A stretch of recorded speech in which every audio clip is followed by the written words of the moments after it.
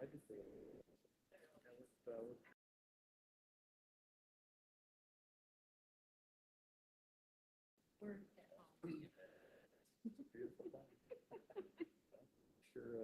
and make sure it works our revenue. Yeah, so. Morning, I'd like to call over the MACOG meeting for June 8th, 2022. Starting with roll call, please. Morning, I'll read roll. Please let us know if you are in attendance. Andy Campbell. Matt Deitchley. Here. Mike Fish. Pat Fleming. Here. Scott Graham.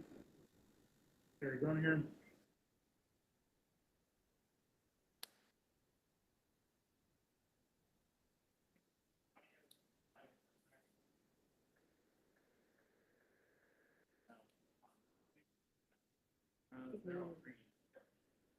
Real quick, can folks hear us online? No, we cannot hear you. But, you know, I guess we can, but barely. Yeah. How'd that happen?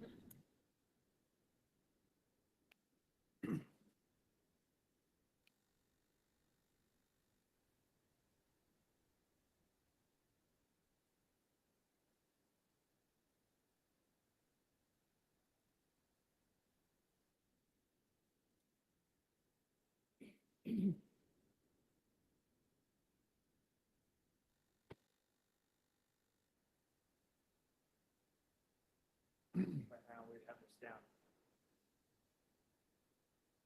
Hey, no. Hold on.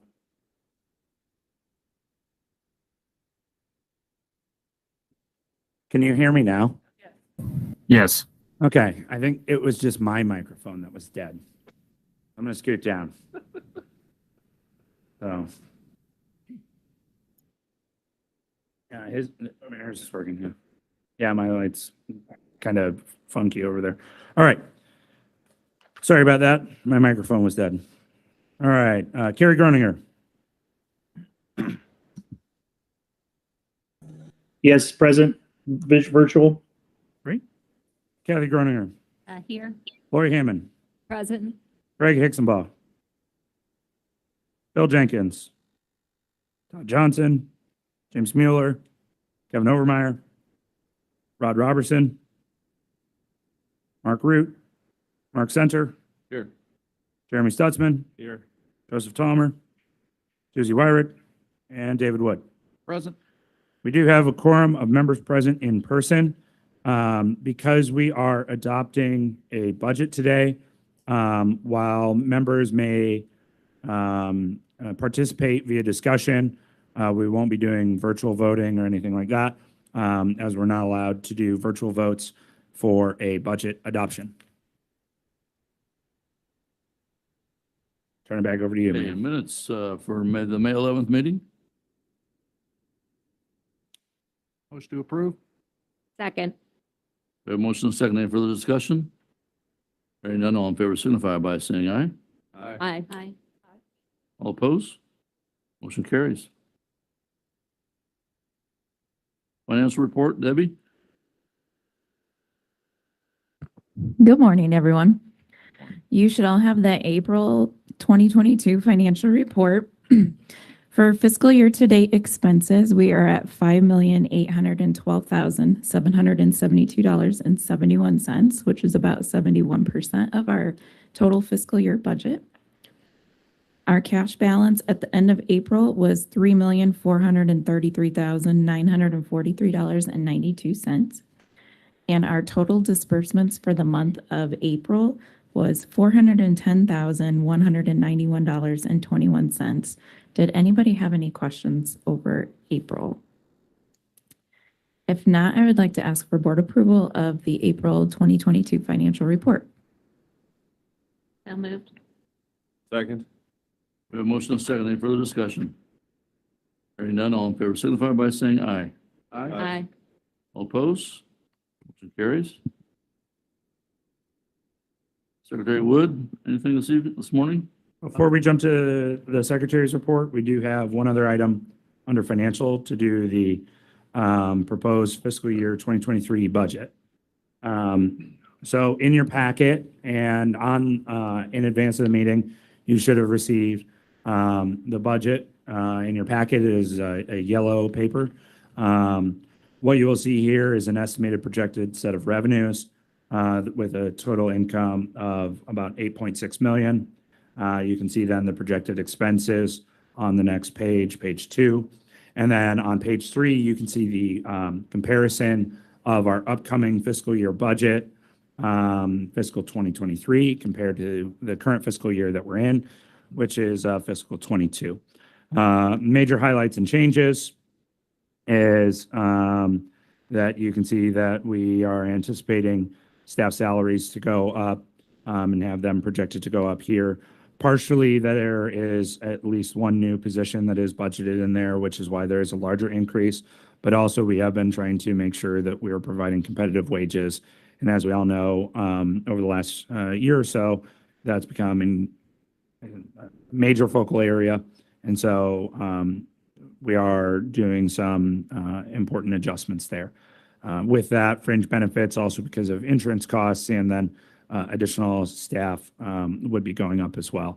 Contractual services, the pricing for the big major portion of contractual services is the operation of the interurban trolley and access systems.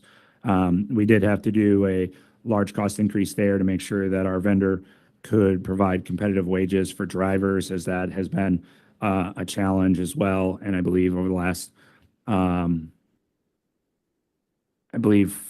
times in the last year, they have done pay raise increases to try and stay competitive. We only adjusted our rate 1 time during that time period. But that has gone up, as well as we have a few other studies that were outlined in the Unified Planning of Work program that we approved last month. And so that's why we see an increase in contractual services.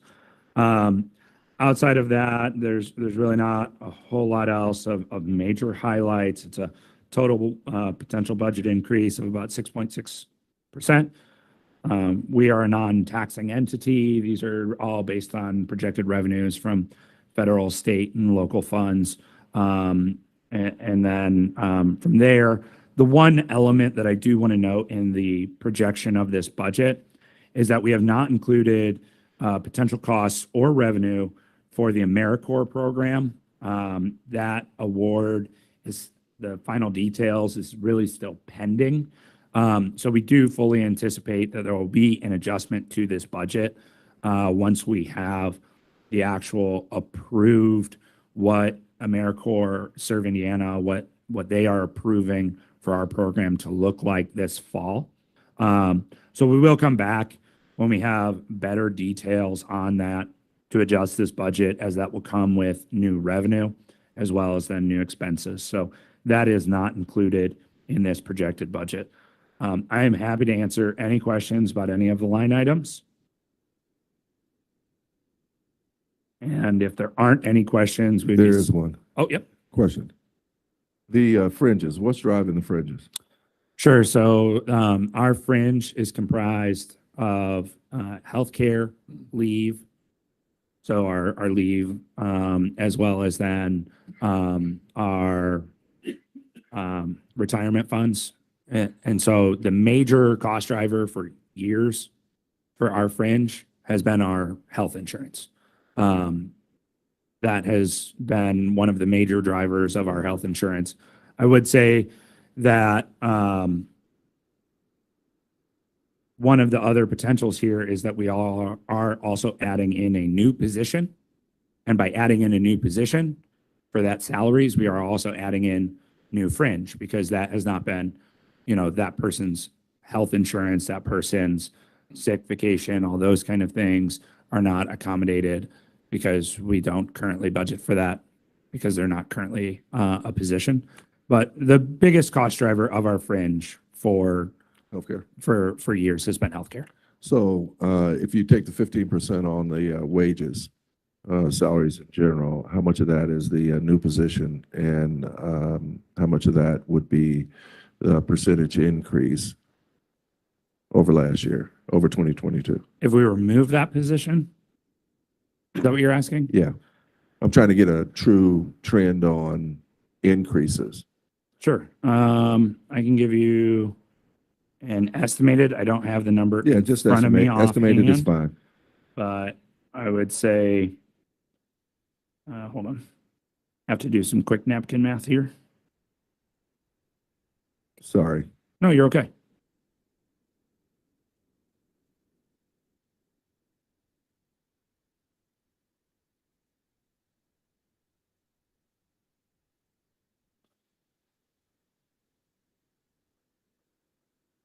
So the percent, sorry, doing a percent change calculation. So give me 1 second. Almost there. 2 steps in.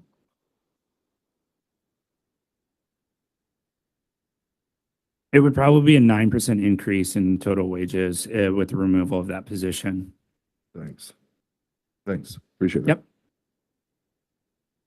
That's based off of quick math. It may not be a perfect number. So just trying to give you a ballpark.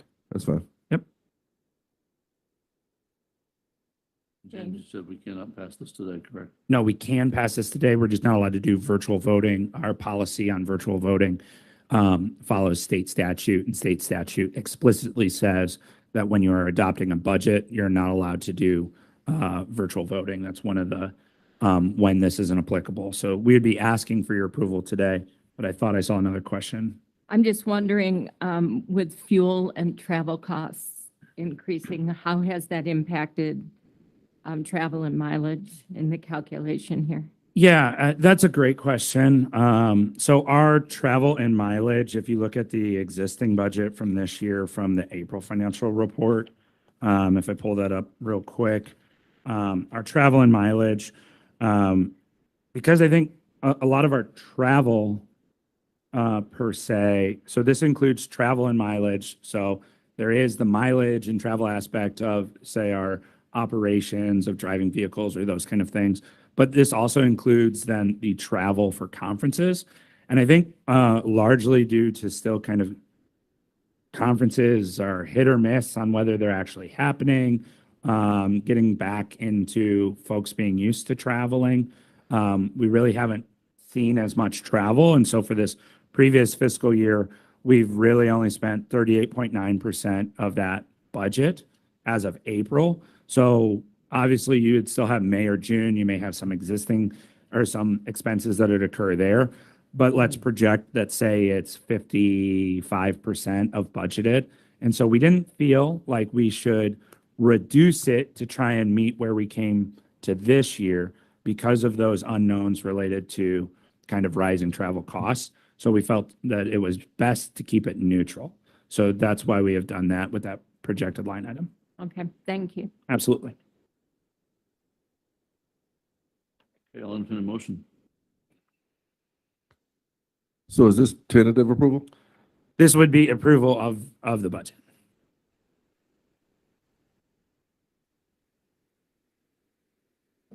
So moved to approve. Second. We have a motion and a second. Any further discussion? Hearing none, all in favor signify by saying aye. Aye. All opposed? Thank you. Secretary David Wood. Thank you, Mr. Vice President. I have nothing personally to report, but staff may have the May administrative modifications to do. No real discussion around the modifications, just making you aware that the May modifications are in your packet. They were sent out in advance and posted online. They're presented as informational items only, as the board has given staff authority to make those adjustments. So largely just making sure that you're aware of them. Old business, James. No old business today. New business. Allison will be presenting our Transit Resolution 1722. Good morning, everyone. So just one amendment to our transportation improvement program this month, and it falls under Transit Resolution 17-22. So this is a Transpo sponsored project, and they will be doing renovation work, specifically with their security cameras and heating and air conditioning units. And our 22 to 26 tip will be increasing funding for the rehab and renovate facilities project line item by $248,373. And then this project line item has not been added to our 20 to 24 tip. So we'll be adding the total line item amount of $510,466. I'm happy to take any questions on this.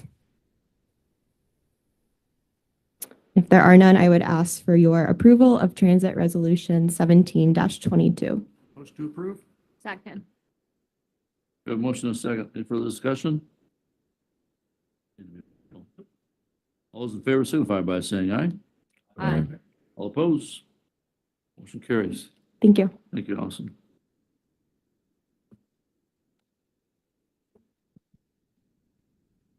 Zach Drips, you're up.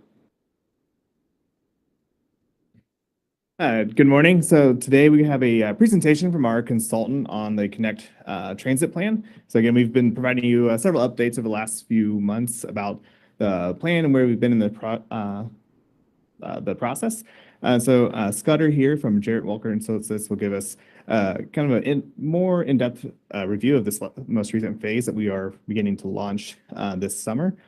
And I'm sure we'll cover this in a minute, but just as an update, we have begun a public engagement phase for this next part, talking about the concepts that Scudder will be going over, and that we have a public survey available. We're doing some public meetings coming up in July. We'll get more of that information for you shortly, but just wanted to introduce Scudder and take it from here.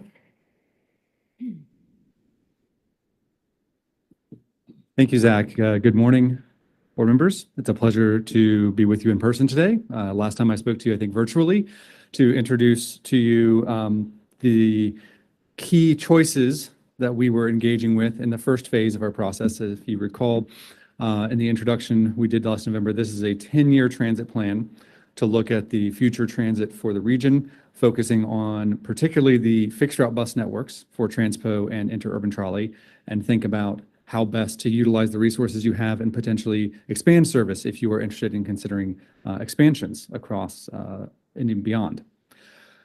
So we were here last time I spoke to you, which is was the choices phase of the process of thinking about what you want to do with transit.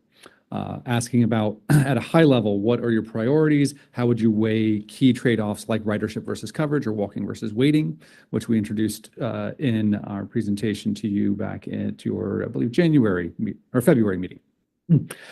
We went through a approximately 6-week phase of public engagement, public meetings. Some of you attended our stakeholder engagement workshop or kickoff luncheon or some of our public meetings perhaps, to ask some of those key trade-off questions from the public. We had an online and paper survey that we engaged with people to ask about key transit benefits, key trade-offs. We had 556 survey respondents through that process. When we asked about ranking the benefits of transit, what are the things people want transit to prioritize in terms of the benefits? The number one thing people ranked was providing access to jobs and services for people with without a car or those with low incomes. The second and third ranked items were providing basic public transportation to everyone, regardless of where they live, and providing transportation for people with limited physical mobility. And then third, fourth, and fifth were reducing transportation costs, allowing people to move around the region without auto congestion, and improving air quality and reducing environmental impacts of travel. Importantly, I've color-coded these bars to give you some indication of their relationship to that ridership versus coverage trade-off we talked about. Bars coded in red are goals that prioritize high-frequency service in the densest places to get as much ridership as possible. Bars coded in blue here are things that align with spreading service thinly to reach as many people as possible, even if it's not particularly useful service, but it's service that's there for when people need it, no matter what. The top bar is actually coded purple because that doesn't necessarily perfectly align with whether or not you're prioritizing ridership or coverage, because you can think about that in both terms of whether you're trying to do as much good for most people, but not all, which is what you do when you're trying to maximize ridership and usefulness. We also asked people about their preference of would they rather have a short walk, even if it meant a longer wait for service, or would they accept a longer walk if they could wait less for a bus?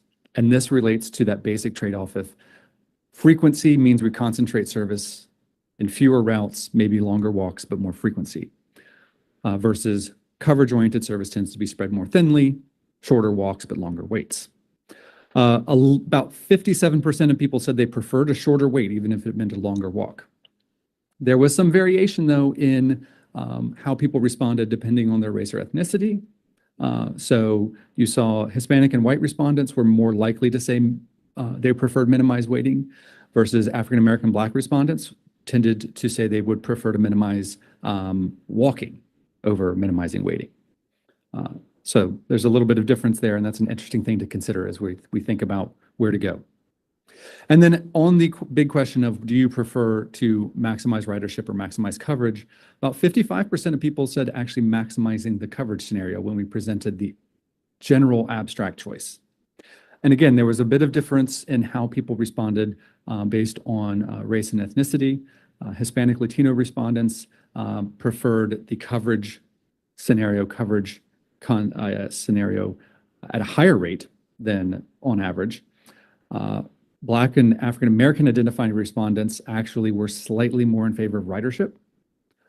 And those identifying as white were also were more likely to prefer coverage. So a little bit of difference there on race and ethnicity. Another key question we asked is priorities for new investment. And again, here I've color-coded these bars by whether it's a thing that is higher ridership focus or higher coverage focus. And in this case, the number one thing people said they would like to invest new resources into is higher frequency service on weekdays. The second thing is covering places that aren't covered today, which is a coverage-oriented investment. But then the second and third are also ridership-oriented investment. Higher frequency service on Saturdays, more service on weekday evenings, which is a thing you do for high ridership purposes because in particular service workers desperately generally need more evening service because they work atypical shifts.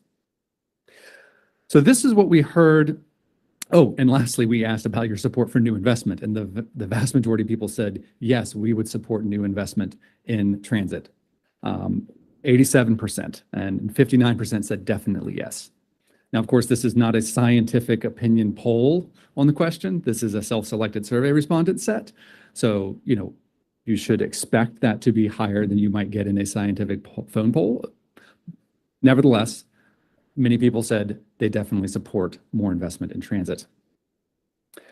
So we've asked some of these questions in abstract terms. Now we're at the second phase of our process where we've taken some of that input to help us think about what would you do differently in actually designing a different network. And we have published a concepts report that is now on our website. And we are now going to the public with these concepts to help them imagine what a different future looks like, considering these initial directions that they've provided in the first survey. So we have two concepts that we call ridership and coverage concepts that are within the current funding constraints. How might you redesign the entire network? And I say within current funding constraints because for the transpo service, we mean today's existing budget. And in Elkhart and Goshen, we mean in Elkhart, today's service basically level, and then in Goshen, today's service plus the 2 additional buses that Goshen has already promised to fund in the near future. Really important statement here is that there is no preferred concept. This is a value choice that we want the community to think about. Staff, Zach, Jeremiah, James have no opinion or preference on these. We do hope by the end of this process that you all have an opinion on these, that you can give us value guidance about where to go in the future. So in South Bend and Mishawaka on the left is the network that does more to maximize high ridership. As in all of our maps, these are color-coded by the frequency of service. So you see red lines with frequent service on Western Avenue, on Fellows Street, going from downtown to Notre Dame. You see a lot more blue lines with 30-minute service. You see almost no green lines, which is hourly service. And you see a number of corridors that are not served, that are served today. Because with no more budget, in order to get more frequent service in the busiest places, you have to cut coverage. And we would say that this would put about 80% of your service to maximizing frequency, usefulness, and ridership, and 20% towards coverage. On the right is a 50-50 split closer to today's network, but with a little bit more coverage focus. And so a lot of it looks similar to today's existing network, but frequencies are turned down in a few places, for example, along some of the southern corridors like the 6 and the 8, in order to extend coverage to some new places that aren't served today. Elkhart and Goshen on the left is a network that is trying to maximize ridership, and because of the limited budget, therefore has some places that are no longer served, but everything that is served has at least 30-minute service. On the right is a network that is similar in its split between coverage and ridership as today's network. And so in Elkhart, most communities and neighborhoods are served in a similar fashion, with mostly one-way hourly looping routes, plus the similar pattern of the yellow and red lines that are on this map are called 50 and 30. And in Goshen, because of the additional resources that they've already committed, there are some new extended coverage services to the north side of Goshen and to the west side of Goshen, for example. Some ways we can assess the impact of these networks is to look at how far can you get in 45 minutes and how much can you reach. And so we have some examples like this one from the Elkhart Transfer Center, from downtown Elkhart effectively. How far can you get in 45 minutes? Areas in bluish gray are areas where you can get today, you can still get to in the future. Dark gray is areas that you can no longer reach in 45 minutes, and light blue areas are new areas you can reach. And so I would just point out, for example, in the ridership network, you see you can get almost to the end of the 30-minute service on North Cassopolis in the ridership network because we've turned that service to every 30 minutes, and you have a much shorter wait, and you're going to get where you're going more quickly. And we can tell you that in 45 minutes, including your waiting time and your walking time and all of those other factors, that you could reach 15% more jobs on average in 45 minutes in the ridership network. In the coverage network, you would actually reach about 1% fewer because of how we're stretching resources. Similar analysis of South Bend between the coverage network on the right and the ridership network on the left. And we can tell you that in the ridership network, even though you see some gray areas, you see a lot of significant blue areas show up. You can get almost all the way to the end of the Route 3 on Portage in 45 minutes now because of the much reduced waiting time, for example. You can get further out western because of the reduced waiting time in the ridership concept. You can reach 17% more jobs in 45 minutes in the ridership concept, even though there's less space covered. The coverage network, because there's longer waits on a lot of services, you actually can reach 7% fewer jobs in that allotted amount of time. Because with less frequency, you have longer waits, longer travel times to a lot of places. Downtown Goshen, the ridership network is a 5% increase in jobs reachable. The coverage network, a 1% decrease in jobs reachable in 45 minutes. And then from downtown Mishawaka, the ridership network on the left has a 30% increase in jobs reachable. The coverage network in this case actually has a 6% increase in jobs reachable from this particular location. We can effectively assess this same kind of thing for basically every place in the region. And so the map on the left is showing you in the ridership concept, the dark green areas are places where you have an increase in jobs reachable from those locations in South Bend and Mishawaka. The light brown and dark brown colors are showing you where there's a decrease in job access in 45 minutes. So on the left, you see in the ridership a lot of increase in job access from the Western Corridor, from the Portage Corridor, from the Edison Road Corridor, and the South Bend Avenue Corridor, for example, but some decreases in access in southern parts of South Bend, in the southeastern parts of Mishawaka, for example. On the right side is the coverage concept, where in that case, you see a lot of brown because of the reduction in frequency and very little green of increase in access. So when we compare these, we can add up all of the improvement and declines. And in the ridership concept, on average, a person in South Bend and Mishawaka could reach about 5,300 more jobs in 45 minutes, which is 21% more than today. On average, the person in the coverage concept would reach about 3,000 fewer jobs in 45 minutes, which is a 12% decrease. Folks are often, though, thinking about not just where could I be soon, but do I have any kind of service and do I have an insurance policy? All of that access analysis is about the usefulness of service. Proximity outcomes are about whether there's something there for you no matter what, which is about the coverage goals of transit.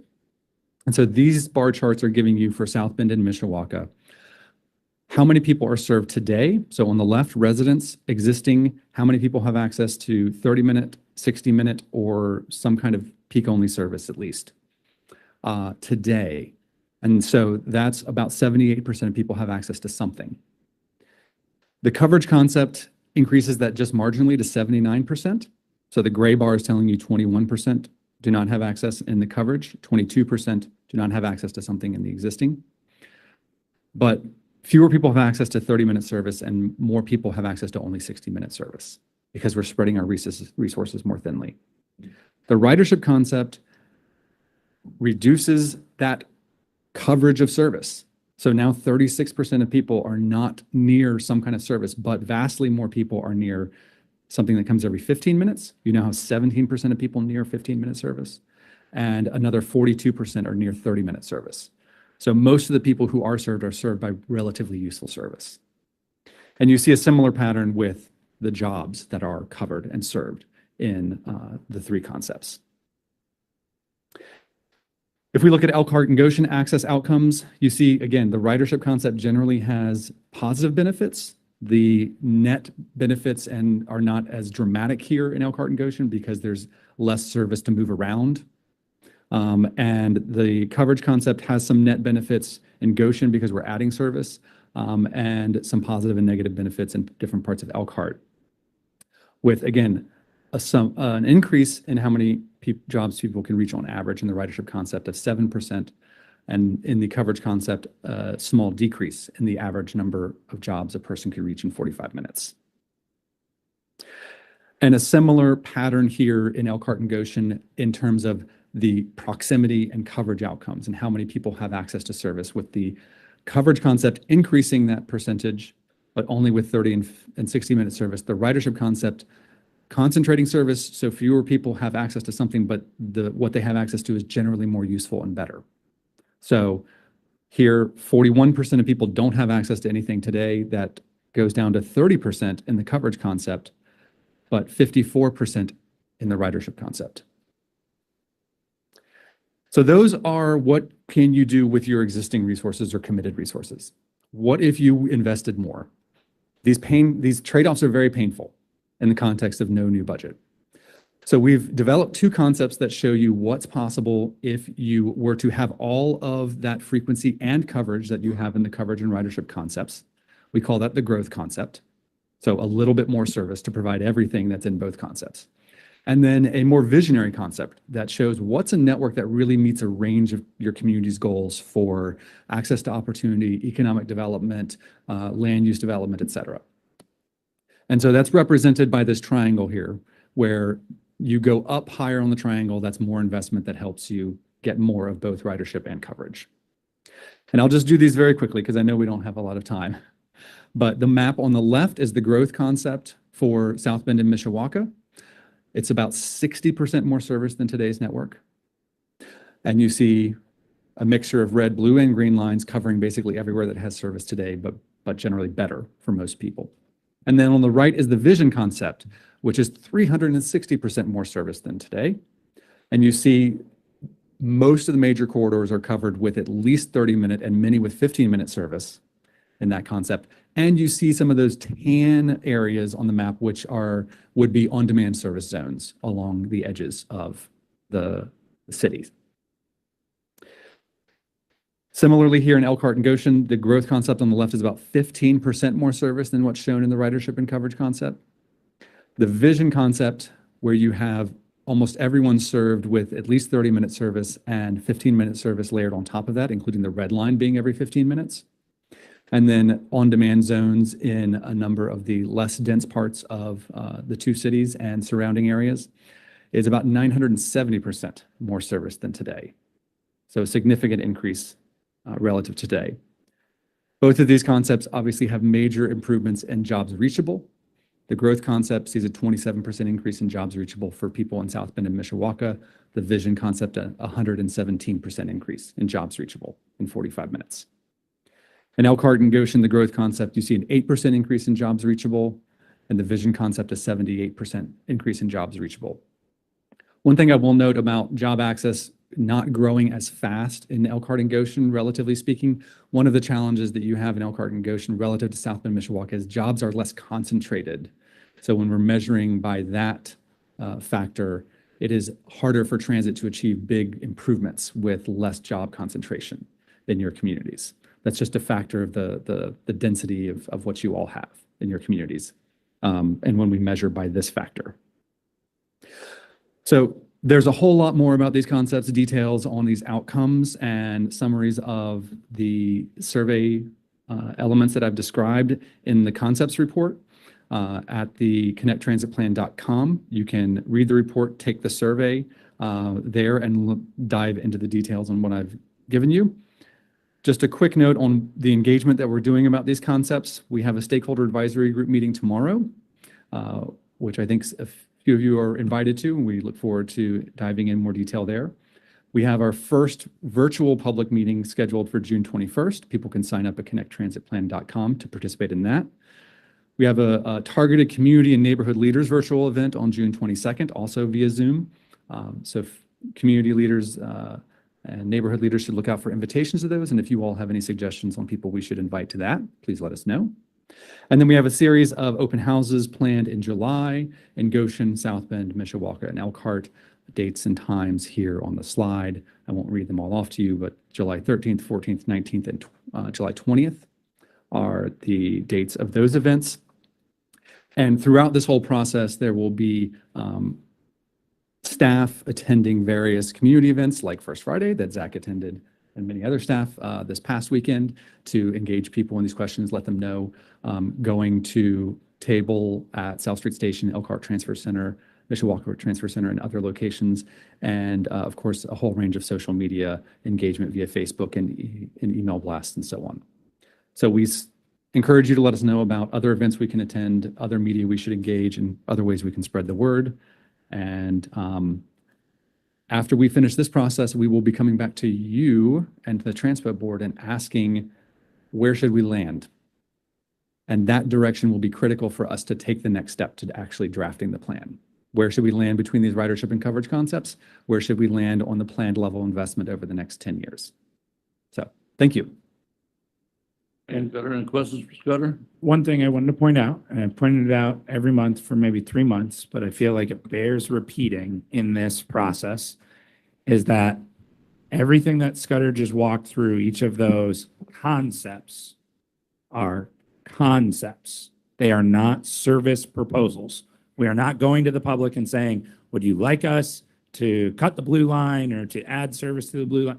We are trying to visually show what does it mean to have a heavier investment in coverage or a heavier investment in ridership. And so we're trying to visualize that so people know, oh, this is what it might mean to me in my daily service, rather than a nebulous, would you like us to invest 70% in coverage? That's harder to visualize. And so these concepts visualize that. And so if, as I've repeated over the last 3 months, I want to say, if you hear from constituents, if you hear from your citizens that we're proposing to cut their service or to increase their service, these are at this point visual concepts to help people understand what could be. We are not that far along. We are trying to get to what type of level of investment should we be making so that later then we will actually develop proposals. So I'm sure everybody has gone, we know, we've heard you say this multiple times, but I feel like it bears repeating. Just because when you see the maps, there is a visual knee jerk on some of those proposals that make you go like, oh, that's what that would look like. And so that's why I have been cautioning and making sure that we understand that these are concepts at this point. Sorry. Go ahead. Would you like to repeat that again, James? Yes, these are concepts, not proposals. Sounds like the tomato concept, like you're afraid to get hit by a tomato, right? Scudder, first of all, great job. I mean, great download, and I'd love to set up a subsequent meeting with you personally. I want to kind of get a feel for um, some of the other feedback that you've gotten in through the process, and as it specifically relates to Elkhart. In addition to that, the Jazz Fest is coming up, and that would be an event that, if indeed you had an opportunity to go to, because that's where like 60–70% of someone from Elkhart will be around in that downtown area. So I love Jazz Fest. If I could be there in person, I would try. But I imagine Zach might be the one to show up. Thank you, Mayor. Anything else for Scudder? Thank you. Has there been any initial thought as to if there is an increased investment, where that investment might come from? Scudder, you want to start with that? Or you want me to? Well, I can start, and James might be able to give you more detail. James and your staff know your local tax and revenue environments much better than I do. The reality of the concepts report gives you a rundown of the basic funding structure of your agencies. And the reality of the basic funding structure is, if you're going to increase investment, it's probably going to have to come from some local sources. State sources are flat or possibly declining. Federal resources are increasing, but federal resources are still limited, and they have a lot of rules about what you can use them for. In particular, you can't use a lot of your money to operate service, and the operation of service is the thing that actually provides usefulness. So local sources would have to be the thing to make a big difference in increasing service levels. Yeah, just to expand further. So when you look at it, what we wanted to do from the onset and what we've done so far is to show what we could do with our existing resources. Because before we ever ask anybody for an extra dollar, we want to make sure that we know what we're doing with our existing resources and if there are ways to improve that, but also then to visualize and to show what could we get if we invested more, right? And so that's why there are these two different setups of kind of scenarios where we are looking at just utilizing our existing resources, and then scenarios where we are looking at growth or additional investment. When it comes to the federal side of things, the South Bend urbanized area in fiscal 21 received about $4 million. And that has to be split between Niles, South Shore, and Transpo. This new fiscal year, that same area is receiving about $5.5 million. So you have a little bit of an increase, I believe, a 28% increase. That's very similar for an Elkhart and Goshen. So there are additional federal resources that are coming in. When it comes to, say, the trolleys situation, it is different than Transpo's situation, since Transpo is a taxing entity. Perhaps with increasing assessed values, they might be pulling in additional local resources in the next few years. I can't speak perfectly to their budgetary situations, but say for the trolley, it's more of a PBS model where viewers like you can contribute.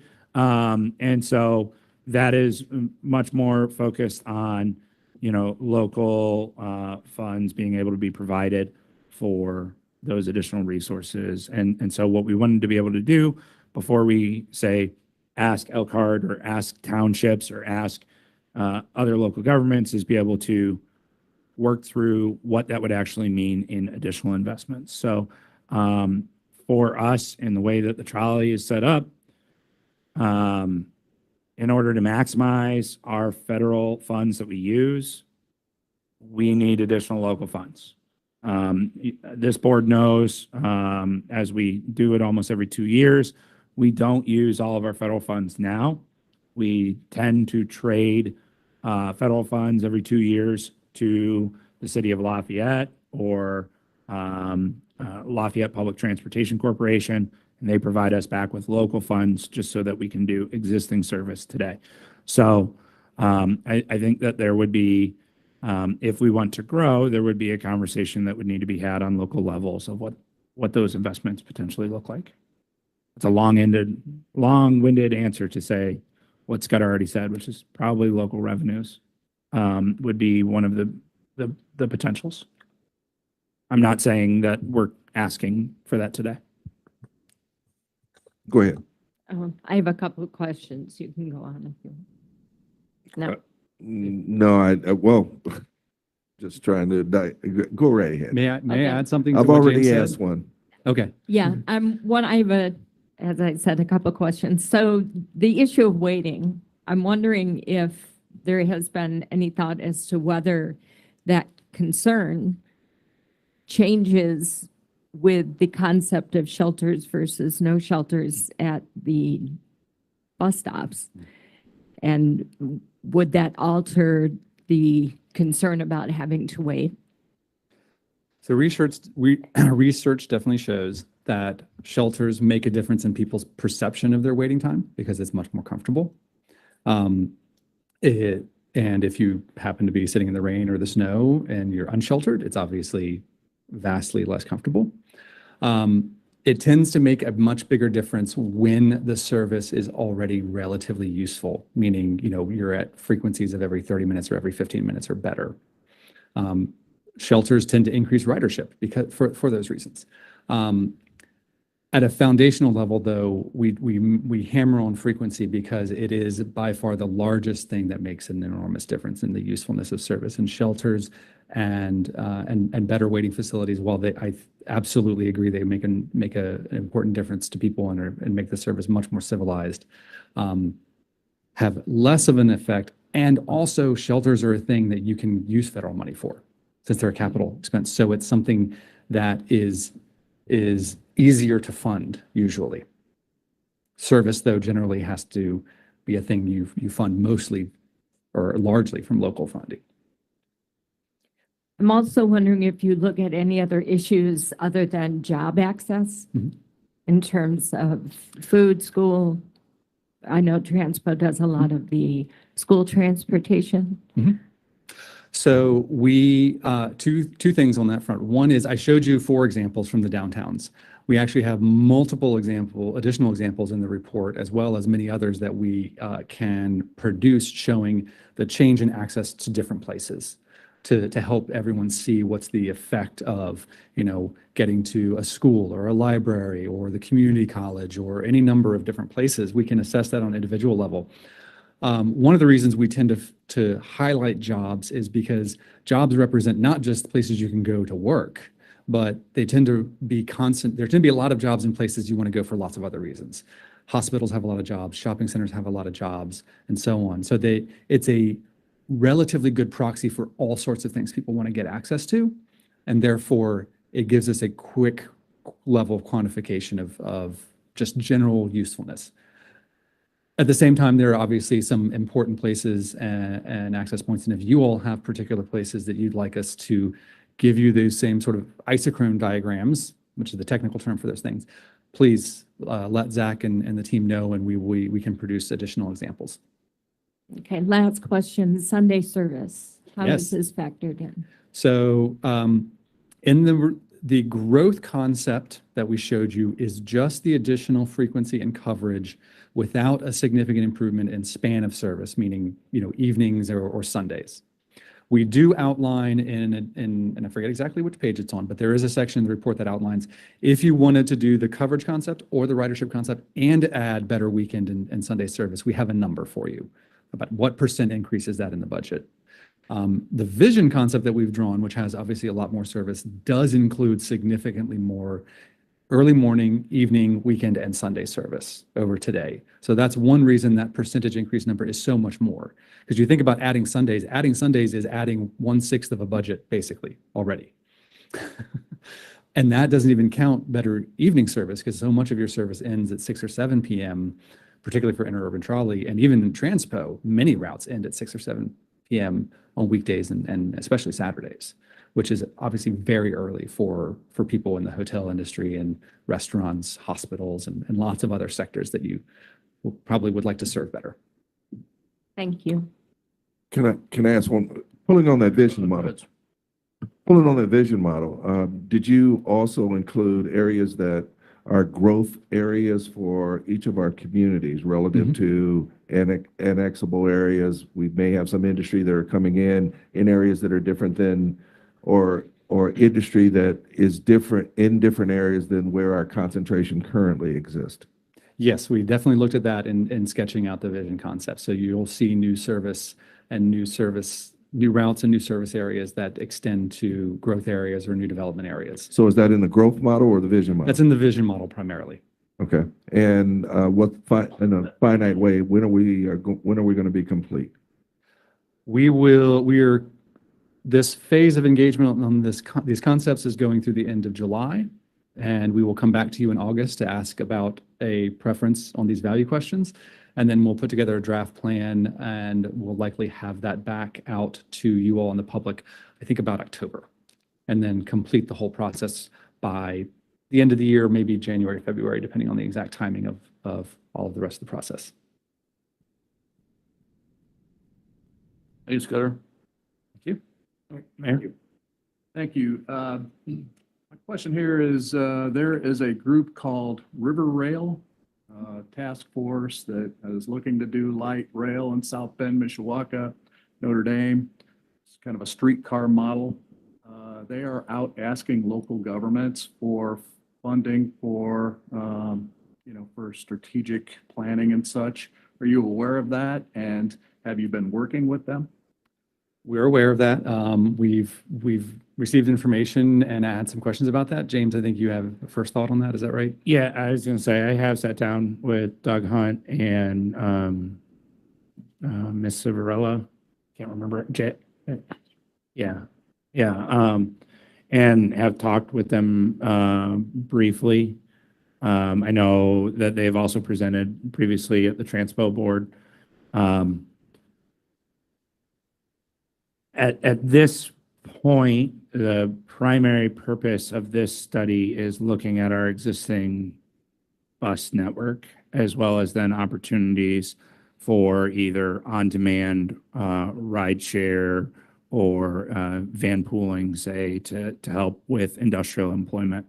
It is not really looking at, because it has been studied before, a streetcar-based concept. I know it hasn't necessarily been studied in the corridor that they are looking at, but it has been looked at for the South Bend kind of urban metro area before. And that previous conclusion, while we could go back and study it again, that previous conclusion was that the density is not there at this point to support the hundreds of millions of dollars it would cost to put in the 4 miles of rail.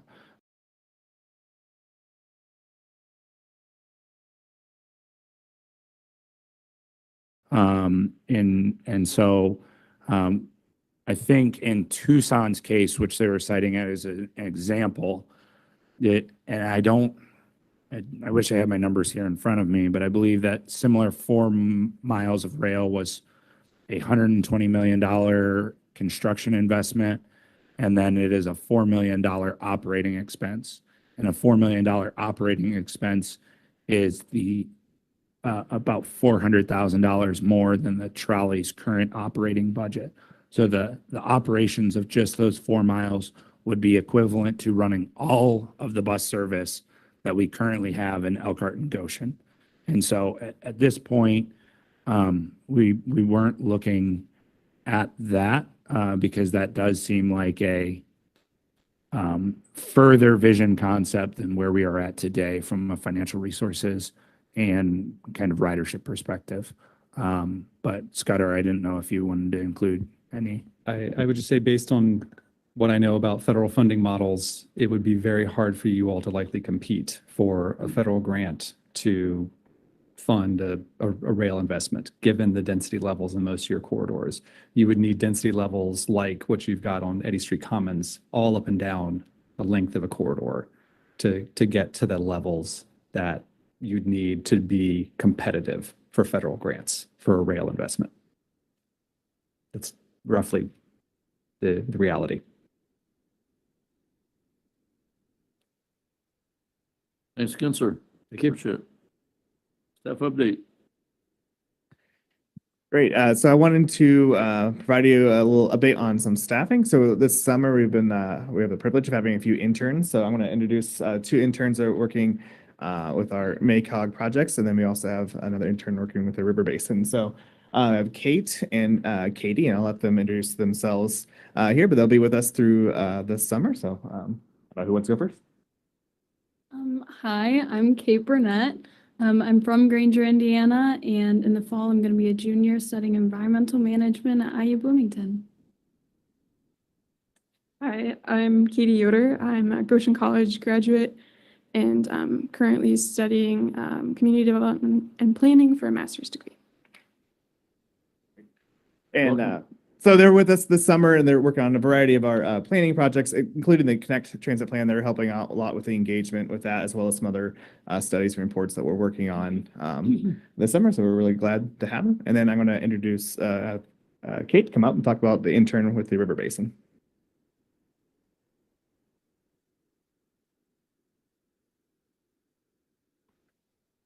Good morning, everyone. My name is Kate Barrett. I'm an aquatic ecologist with the St. Joe River Basin Commission. Matt Mearsman is our director. And I wanted to introduce Brandon Bowman, who is interning with us this summer. So I'll let him introduce himself. Hi, everybody. Like she said, I'm Brandon Bowman. I'm a current senior at Holy Cross College, majoring in biology with minors in public health and environmental science. And yeah, I'm just really looking forward to our water monitoring program that we have going on, where we'll be looking at overall water quality throughout the river basin using macroinvertebrates, and also looking at trash assessments on some of these water bodies. So it's nice meeting all of you. Welcome, Brendan. How many Kates and Katies work for MACOG? So we went through an era where we had a lot of Aarons, and we've now stumbled into an era of a lot of Kates. I don't want to leave anybody out, but I believe there are at least 4 Kates or Katie variants in our office right now. Morning, Leah. Hi, I'm not Kate or Katie. That's your middle name? Yeah, right. So I'll keep this short. First, a quick announcement on our regional brownfields program. We were successful getting a second round from the EPA. This will be $500,000 available to us starting this October. We don't really have all the sites mapped out that we're going to use this funding for, so it's another opportunity to bring new sites forward and help out, again, with those projects where there's some environmental uncertainty surrounding a redevelopment vision, which could be workforce housing, or also could be a park or some other less traditional redevelopment use as well, with community benefits. And then second update here on a new program, the EPA Clean School Bus Rebate Program. 5 of our local schools have been selected to receive a priority potential of $375,000 per bus. Every other school district in our region that's public school is eligible for $250,000 per bus, as well as some money for charging infrastructure. So if that's of interest, I can get you more information. That'll be due in the end of August or the middle of August. So we do want to start thinking about that now and having those conversations with your local school districts. If this is of interest, it can be used for electric, CNG, and propane as well. So if there are any questions. Leah, did you mention the school corps that are eligible for the 375? So that's Union North, Triton, Tippecanoe Valley, Argus, and Culver. You'll notice they have one thing in common, and that's that they're fairly rural. We did not have any low-income or high-need schools designated as receiving that higher eligibility, and that's just because the federal numbers that they use to designate that are different than like for your free and reduced lunch programs. It's a different calculation, so. I do want to also emphasize, though, that all school districts are eligible. Those ones that she mentioned basically have a bonus where they can be $375,000. Is that right? $375,000 per bus. Right. We're thinking like around 400, maybe 420 per bus. Right. Whereas all other districts will still be eligible with $250,000. I emphasize this because I had a conversation yesterday where someone told me, oh, only rural districts are able to get money from that EPA program. And they had a little bit of a misnomer there.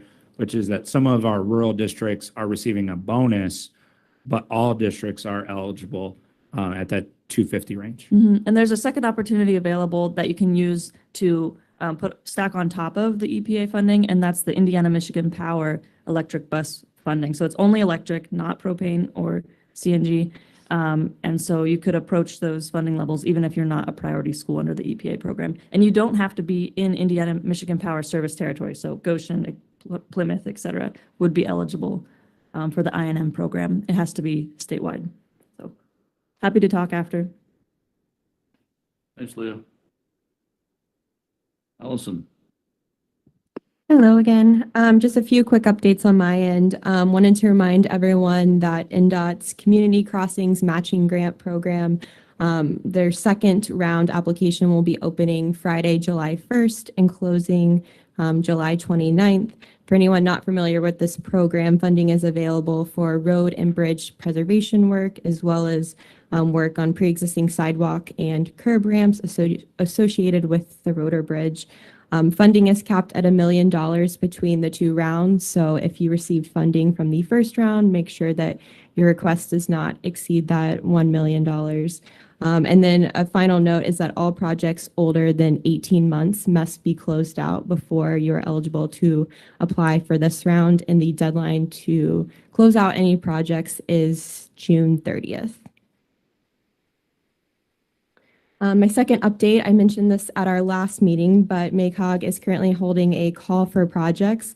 This application went out Monday, May 23rd, I believe, and it will close June 29th. Everyone should have received, or your staff should have received, an email with links to the applications, as well as to our program overview and project selection document shown here, which outlines eligible projects and different funding types. Also, everything can be found on our website under our transportation page. A reminder that eligible applicants are local governments or transit agencies, and funding is available for new or existing projects. So if you have any questions about that or want to talk through projects, please feel free to reach out. And then my final update, our quarterly tracking and review meeting will be coming up on June 29th. This meeting is where we walk through all of our federally funded projects. This meeting normally falls on the first week of July, but I've decided to push it up a week just with travel for the 4th of July week.